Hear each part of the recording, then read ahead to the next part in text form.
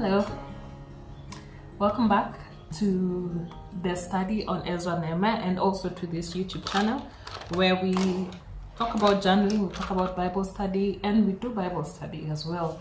If you're looking for someone to walk you through a study or to study with you, then consider me your online Bible study partner.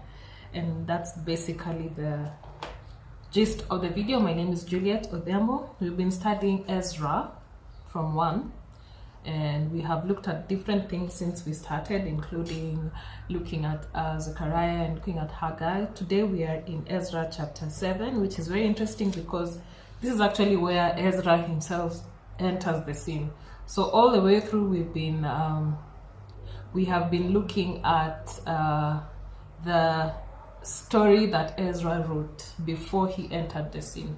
So in chapter 7, that's where now he comes into the scene and then talks now about things he himself did or went through and all that. So I'm going to be reading through the chapter, and I'm using the English Standard Version. Now, after this, in the reign of Artaxerxes, king of Persia, Ezra the son of Sariah, son of Azariah, son of Hilkiah, son of Shallum, son of Zadok, son of Ahitub, son of Amariah, son of Azariah, son of Meraioth, son of Zerahiah, son of Uzai, son of Buki, son of Abishua, son of Phinehas, son of Eleazar, son of Aaron, the chief priest. This Ezra went up from Babylon. He was a scribe skilled in the law of Moses that the Lord, the God of Israel, had given, and the king granted him all that he asked for the hand of the Lord his God was on him. And there went up also to Jerusalem in the 7th year of Artaxerxes the king some of the people of Israel, and some of the priests and Levites, the singers and gatekeepers, and the temple servants. And Ezra came to Jerusalem in the 5th month, which was in the 7th year of the king. For on the 1st day of the 1st month he began to go up from Babylonia, and on the 1st day of the 5th month he came to Jerusalem, for the good hand of his God was on him. For Ezra had set his heart to study the law of the Lord, and to do it, and to teach his statutes and rules in Israel. This is a copy of the letter that King Artaxerxes gave to Ezra the priest, the scribe, a man learned in matters of the commandments of the Lord and his statutes for Israel. Artaxerxes, king of kings, to Ezra the priest, the scribe of the law of the God of heaven, peace. And now I make a decree that any one of the people of Israel, of their priests or Levites in my kingdom, who freely offers to go to Jerusalem, may go with you. For you are sent by the king and his 7 counselors, and to make inquiries about Judah and Jerusalem according to the law of your God, which is in your hand, and also to carry the silver and gold that the king and his counselors have freely offered to the God of Israel, whose dwelling is in Jerusalem, with all the silver and gold that you will find in the whole province of Babylonia, and with the freewill offerings of the people. And the priests vowed willingly for the house of their God that is in Jerusalem. With this money then you shall with all diligence buy bulls, rams, and lambs, and with their grain offerings and their drink offerings, and you shall offer them on the altar of the house of your God that is in Jerusalem. Whatever seems good to you and your brothers to do, and with the rest of the silver and gold you may do, according to the will of your God. The vessels that have been given you for the service of the house of your God, you shall deliver before the God of Jerusalem. And whatever else is required for the house of your God, which it falls to you to provide, you may provide it out of the king's treasury. And I, Artaxerxes the king, make a decree to all the treasurers in the province beyond the river: whatever Ezra the priest, the scribe of the law of the God of heaven, requires of you, let it be done with all diligence, up to 100 talents of silver, 100 cors of wheat, 100 baths of wine, 100 baths of oil, and salt, without prescribing how much. Whatever is decreed by the God of heaven, let it be done in full for the house of the God of heaven, lest his wrath be against the realm of the king and his sons. We also notify you that it shall not be lawful to impose tribute, custom, or toll on any one of the priests, the Levites, the singers, the doorkeepers, the temple servants, or any other servant of this house of God. And you, Ezra, according to the wisdom of your God that is in your hand, appoint magistrates and judges who may judge all the people in the province beyond the river, all such as know the law of your God, and those who do not know them shall teach. You shall teach. Whoever will not obey the law of your God and the law of the king, let judgment be strictly executed on him, whether for death or for banishment or for confiscation of his goods or for imprisonment.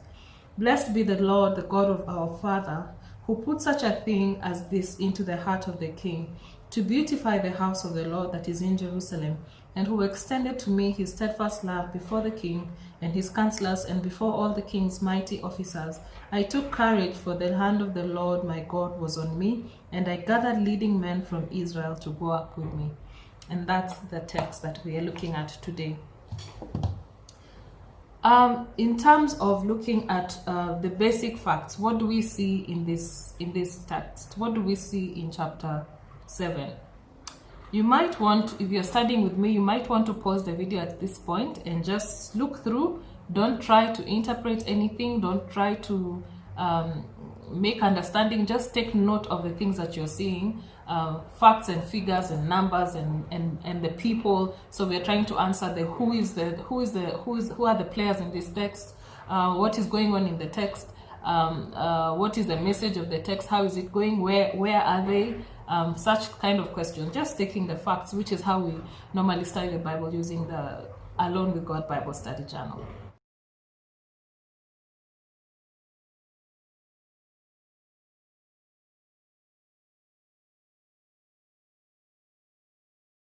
That Ezra enters the scene, and the way he enters this scene, man, it's like he's the real OG, like he's the one we've been waiting for. Starting with the genealogy that he gives us, that leads us all the way up to Aaron, Aaron the high priest, and that was the lineage that was supposed to take on the role of the high priest.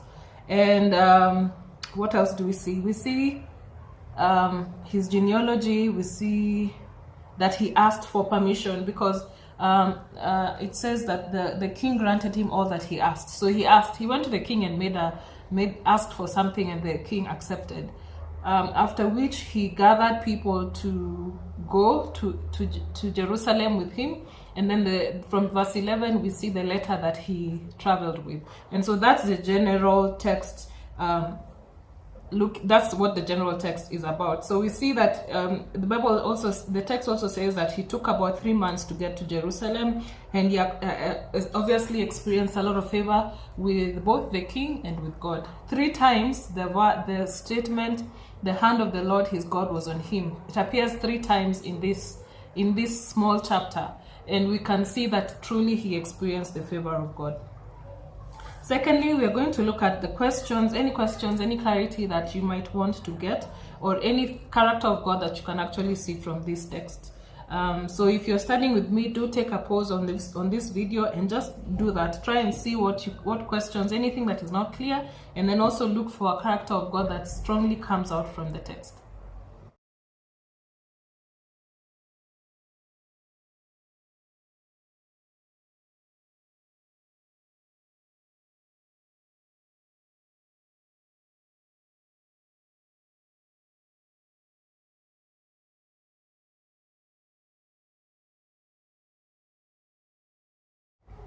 Now, for me, I feel like the question of Artaxerxes and the order of kings still comes up.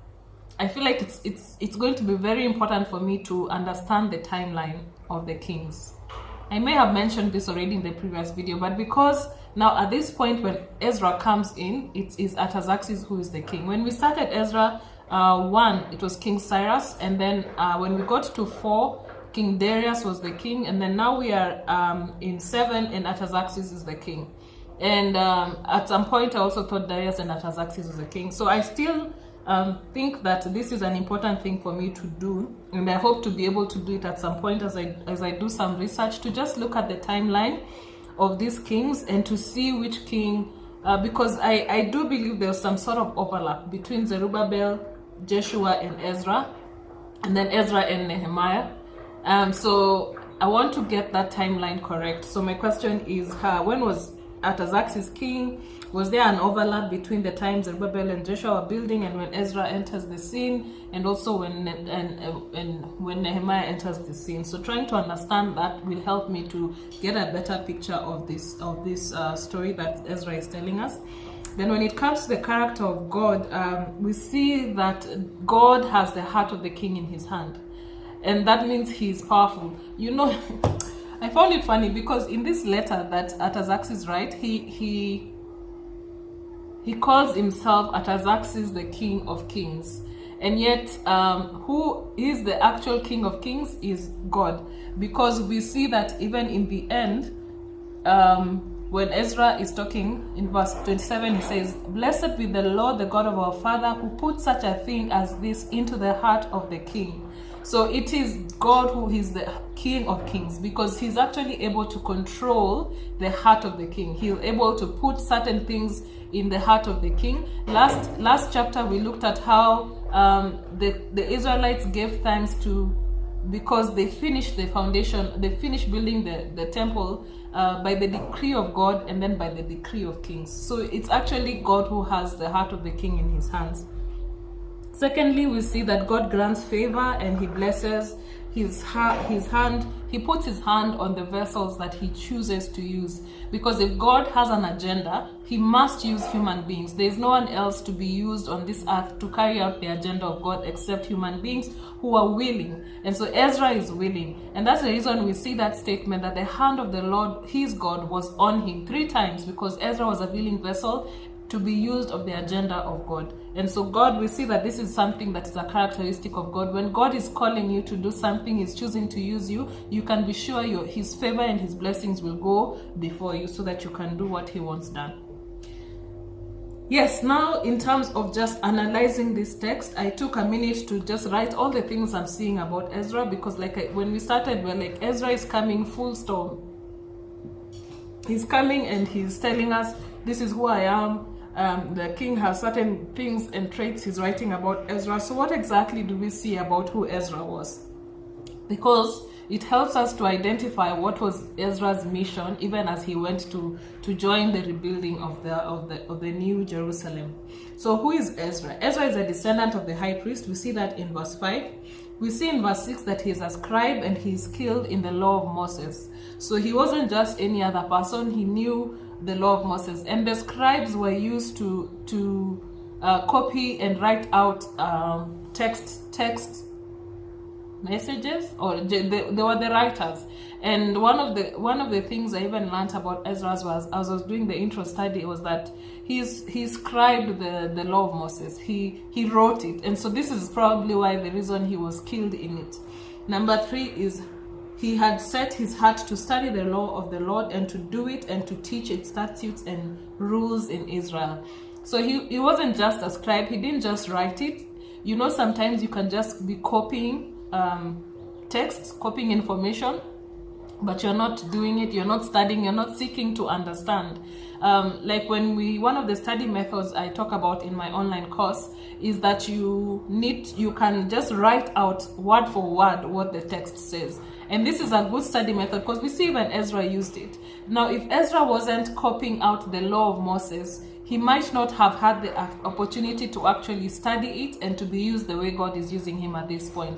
So it wasn't enough that he wrote it and scribed it. He actually studied it and understood it. And now because of that, he was now going back to Jerusalem to actually teach the people. Number 4, we see that he's a man learned in the matters of the commandments of the Lord and his statutes for Israel. And this is something that the king is saying. So it's not him saying that, it was written in the letter, right? So this is like a social proof, if I should call it that. Looking for another one. Like, people around him knew him for that. Even the king, Artaxerxes at that level, knew him as a person who knows how the people of Israel should function. He knows the laws and he knows the statutes of their God.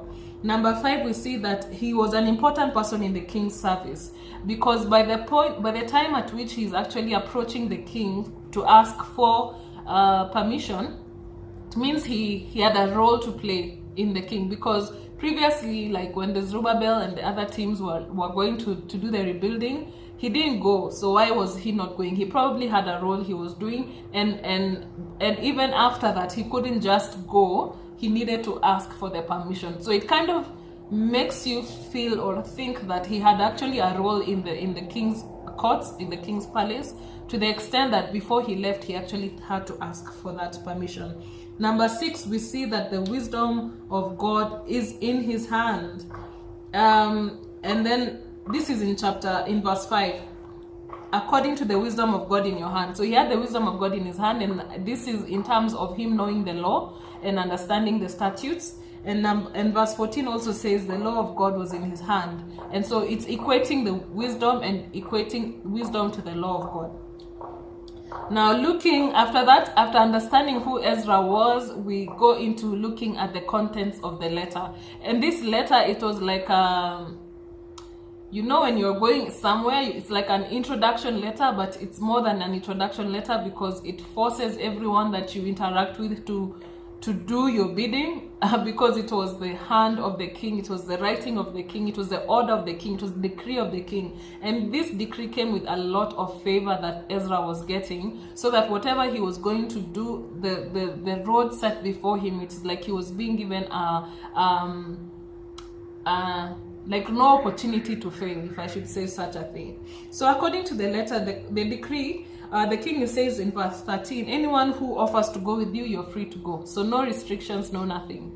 The second bit we see is that you can carry the silver and the gold that the king and the counselors have offered. So the king, together with 7 counselors, have offered some silver and gold. Take them with you.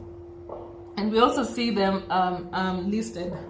And then the king also says, whatever you need to buy to offer sacrifices, use the money as you see fit, right? So he gives them like carte blanche, like whatever you need in terms of even offering of sacrifices, whatever suits you according to the law of your God, according to what is good in your heart to do, you go ahead and do it. And then deliver the vessels given to you to the house of your God. Whatever else is required, use the king's treasury. And then there's a decree to the treasurers to offer whatever help that Ezra requires and not to impose any tribute or toll. And then also Ezra is given the carte blanche to appoint judges, to appoint magistrates who can judge the people of Israel, and anyone who subjects himself or herself to the law of the God of Ezra, or the God of heaven, who is the Lord God of Israel.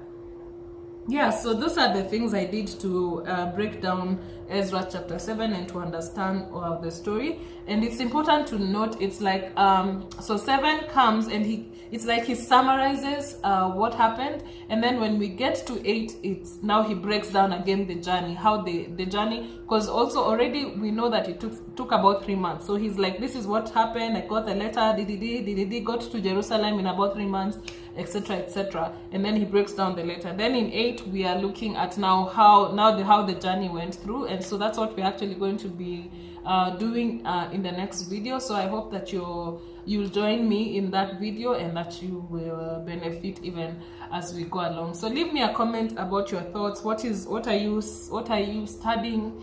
What are things that are standing out for you? What are the questions that you're having about Ezra or about the text? Let me hear what you have to say, and let's talk about it.